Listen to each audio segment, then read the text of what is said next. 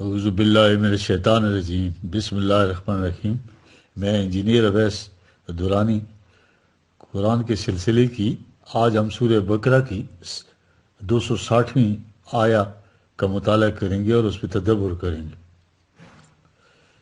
وَإِذْ قَالَ إِبْرَاهِيمُ رَبِّي أَرِنِي كَيْفَ تُحْيِي الْمَوْتَىٰ قَالَ أَوَلَمْ تُؤْمِنْ قَالَ بَلَىٰ وَلَٰكِنْ لِيَطْمَئِنَّ قَلْبِي قَالَ فَخُذْ أَرْبَعَةٍ مِّنَ الطَّيْرِ فَصُرْهُنَّ إِلَيْكَ ثُمَّ اجْعَلْ عَلَىٰ كُلِّ جَبَلٍ مِّنْهُنَّ جُزْءًا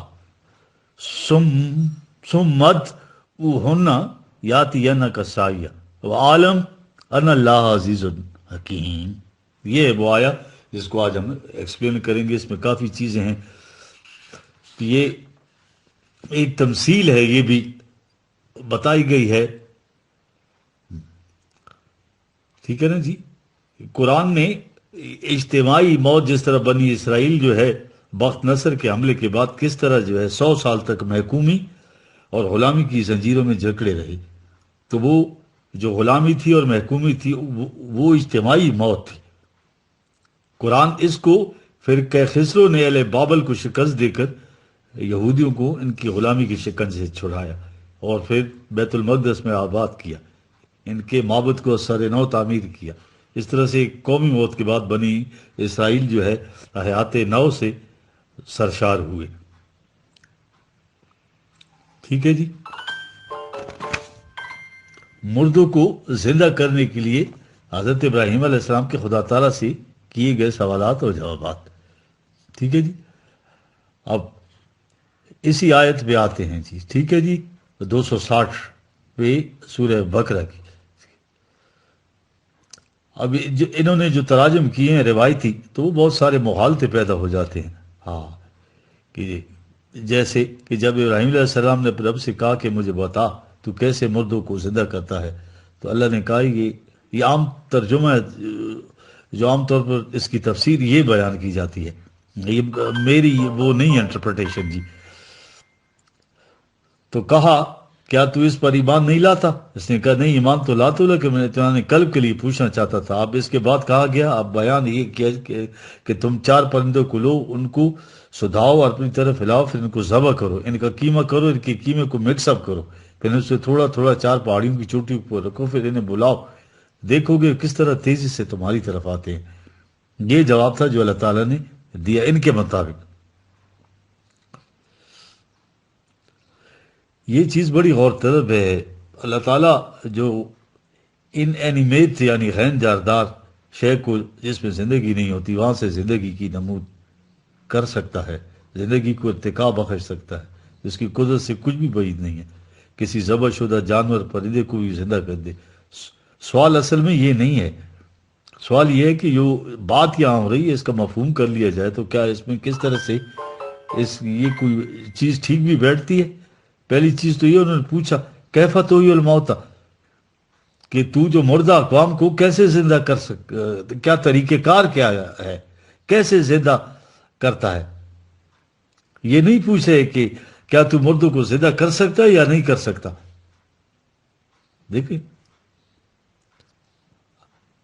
اگر یہ پوچھا جائے تو اس کے جواب میں اگر یہ ہو کہ یوں کرو اور دیکھ لو کہ ہم کس طرح سے ذبح شدہ قیمے کو، پرندوں کو اثر نو زندہ کر دیتے ہیں، تو اس کا جواب ہو سکتا تھا۔ وہ پوچھ یہ رہے ہیں کہ آپ کیسے کرتے ہیں، وہ کیسے کا پوچھتے تھے کہ یہ مردہ اقوام یا مردہ لوگ کس طرح سے زندہ ہوتے ہیں، ٹھیک ہے جی۔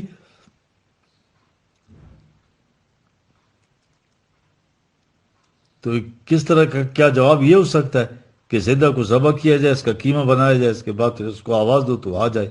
تو مردے کو زندہ کرنے کا یہ طریق بتایا کہ اللہ نے کہا مردوں کو اس طرح سے اللہ زندہ کرتا ہے۔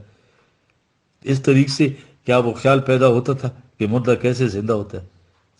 آج بھی ہمیں بھی اس کا یہ جواب مل سکتا ہے کہ اللہ اس طرح سے مردوں کو زندہ کرتا ہے۔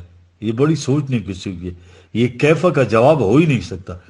اگر اس طرح سے اس کا جواب یہ ہے تو اس کے معنی یہ ہے کہ اس طرح سے اللہ زندہ کرتا ہے۔ یہ کیفا جو ہے کیسے، روزمرہ کی زبان میں آپ بیان کریں نا، کوئی شخص ایک بڑی رادر سی چیز بناتا ہے، آپ اس کو دیکھتے ہیں کہ چیز بنی ہوتی ہے، آپ کو اس کی بناوٹ اور خلقت پر بڑا تعجب آتا ہے، آپ اس سے پوچھتے ہیں بھائی تم بناتے کیسے، یعنی اسے پتہ ہے کہ یہ اس قسم کی چیز بناتا ہے، اس میں سے شبہ نہیں ہے، وہ اپنے تعجب کے لیے یہ پوچھتا ہے کہ آپ بناتے کیسے ہیں، ہم روز یہ کچھ کرتے ہیں، کوئی ایسی نئی چیز ہمارے سامنے آئے۔ اصل بات ہے پرندوں کو اپنے پاس بلانے پھر ان سے دہانے کی ہے، نہ کہ ان کا قیمہ کرنے کی، جو بظاہر ہم یہ چیز کیسے بن جاتی ہے۔ پوچھا یہ کیا ہے، ہاں کیسے کا جواب یہ نہیں ہے جو یہ بتا رہے ہیں۔ اصل میں بات یہ ہے کہ پرندوں کو اپنے پاس بلانا پھر انہیں سدھانے کی بات ہے، کی میں کرنے کا ذکر ہی نہیں ہے کہیں پہ۔ ہاں جی ٹھیک، یہ انہوں نے اپنی طرف سے اضافہ کیا ہے، ساری آیات میں کہیں بات نہیں ہے کہ ان کو ذبح کرو یا قیمہ کرو، ٹھیک ہے۔ اب یہ جو اسلاف بیان کرتے جا رہے ہیں بس اسی میں یہی دشواری ہے قرآن کو سمجھنے میں، اصل میں سمجھ گئے کہ یہ جو ہے تو فرمودہ رسول کریم صلی اللہ علیہ وسلم کا ہے کہ اب جب یہ ہو جائے کہ فلاں آیت کا مفہوم رسول کریم نے سمجھایا ہے تو کون سا مسلمان ہے اس کے بعد جرت کروں تو ایک طرف دل میں خیال تک بھی نہ لا سکے کہ میں اس سے بہتر سمجھ سکتا ہوں، معاذ اللہ یہ ہو ہی نہیں سکتا۔ اب لبوں پر مور لگی، لبوں دل میں بھی آپ یہ خیال نہیں کر سکتے، ٹھیک ہے جی۔ یہ سارے روایات کو اکٹھا کیا انہوں نے اور ساری چیزیں، اب روایات ایک لمبی کہانی بن جائے گی، ٹھیک ہے جی۔ یہ وہ چیز ہے جو قرآن بتایا ہے، ہاں اب یہ جو ہے نا، اگر اب یہ کرام کی کیفیت یہ ہو جائے کہ وہ دین کے اتنے بڑے بنیادی اصول کے متعلق شک کرنے لگ جائے، یہ ان کی روایتوں میں ہے نا کہ ابراہیم کو بھی شک گزر ہو گیا تھا اپنے ایمان میں، تو ایمان کی جو بنیادی چیز ہے اس کے بغیر کوئی شخص مسلمان ہو ہی نہیں سکتا، اور شک کرنے کی بھی حالت یہ ہو کہ ایک پیغمبر شک کر رہا ہے، دوسرا پیغمبر کی شک کی تصدیق کر رہا ہے، رسول کریم صلی اللہ علیہ وسلم کی روایت جس طرح نے بیان کی کہ انہوں نے بھی شک کیا تھا، اور مجھے جو ہے نا ان سے زیادہ شک کرنے کا حق حاصل ہے، یہ ہے ان کی روایت، حالانکہ وہ مناظرہ بھول گئے ہیں۔ یہ پچھلی 259 آیت میں وَإِذْ قَالَ إِبْرَاهِيمُ رَبِّ أَرِنِي کَيْفَ تُحْيِي الْمَوْتَى، اسے جواب دیا میرا رب وہ ہے جس کے قبضہ قدرت زندگی اور موت ہے۔ ایک ہی آیت پہلے قرآن میں آیت موجود ہے، ابراہیم علیہ السلام بادشاہ سے کہتے ہیں کہ میرا رب وہ ہے جو زندگی عطا کرتا ہے، ماتا ہے یا زندہ کرتا ہے، یہاں یہ قول موجود ہے۔ اب یہ بھی مناظرہ ہوا اس بادشاہ کے ساتھ کہ میرے رب کی خصوصیت یہ ہے کہ وہ مردوں کو زندگی بھی دیتا ہے، کیا وہ ابراہیم اس بات پہ خود شک میں ہو گئے کہ اللہ زندہ بھی کر سکتا ہے یا نہیں؟ اس پر نگاہ رکھیے۔ اب یہ پرندوں کو پکڑ کرنے، ذبح کرنے، پھر ان کا قیمہ کرنے کا ذکر ہی قرآن میں کہیں نہیں، ٹھیک ہے جی۔ تصریف آیات کی بنا پر قرآن میں موت و حیات کا مفہوم دیکھیے، بے شمار مقامات پر ہے۔ جو افراد علم و عقل سے کام نہیں لیتے، جو غلط راستوں پر چلتے ہیں، سمجھنے کی کوشش نہیں کرتے، ضد پر اڑے رہتے ہیں، جو انسانی سطح کی زندگی گزارنے کی بجائے حیوانی سطح پر سانس لینے کی زندگی، انہیں مردہ کہتا ہے قرآن۔ پھر جب عقل و شعور سے کام لیں، قرآن کے حقائق سمجھنے لگے، زندگی کی بلند سطح جس سے انسانیت کی زندگی قرآن کہتا ہے وہ انہیں زندہ کہتا ہے، وہ ان اقوام کو زندہ کرتا ہے۔ ہمارے یہاں مردہ قوموں کے لیے ہم روز ہی لفظ استعمال کرتے ہیں، قوموں کی نشت ثانیہ کے لیے، ٹھیک ہے، اس طرح ہم حیات تازہ، حیات نو نہیں کہتے قوم اوپر جو ہے صدیوں تک مردنی چھا گئی، پھر اسے ایک نئی زندگی ملی۔ یہ چیز عربی زبان میں استعمال ہوتی تھی، قرآن کے تمام مقامات کو سامنے لانے کا یہ وقت نہ اس کی ضرورت ہے۔ افراد جو عقل و فکر سے کام نہ لیں، افراد جو وحی کی روشنی میں نہ چلیں، قرآن انہیں مردہ کہتا ہے۔ کہنے آیت 6/122، اور من کانا میتا فاحیناہ وجعلنا لہ نورم یمشی بہ فی الناس کمن مثلہ فی الظلمات، کیا وہ شخص جو مردہ ہو پھر اسے زندگی ملے، فاحیناہ پھر ہم اس کو زندہ کر دے۔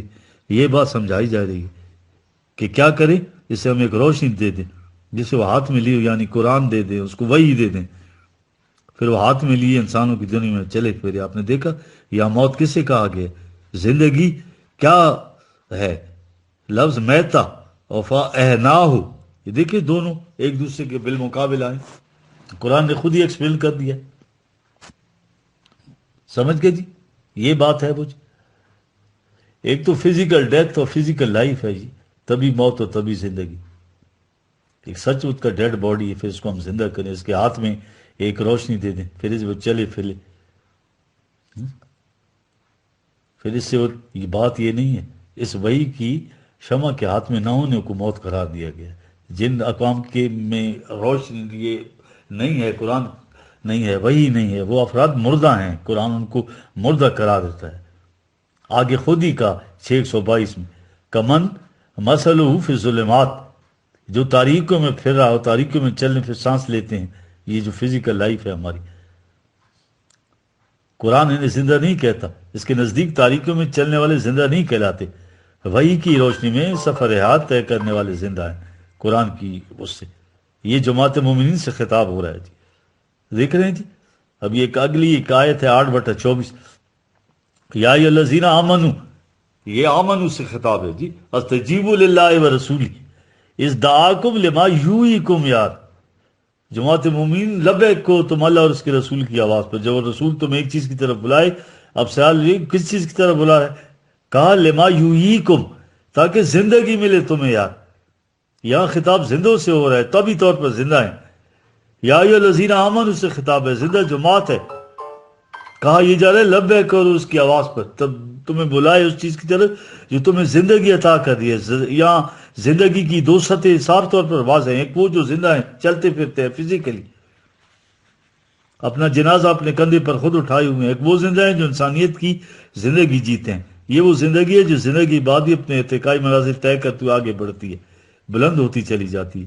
قرآن نفس شماری کا نام زندگی نہیں قرار دیتا، وہ نفس گدازی کو زندگی قرار دیتا. یہ سمجھ، نفس گزاری اور نفس گدازی. قرآن کہہ رہے ہے کہ آؤ، اگر مردہ ہو تو آؤ زندگی کی طرف. یہ قرآن یا یہ وحی جو ہے وہ آب حیات ہے، جو فی الحقیقت زندگی عطا کرتا ہے، تمہیں انسانی سطح پر جینے کا طریقہ بتاتا ہے.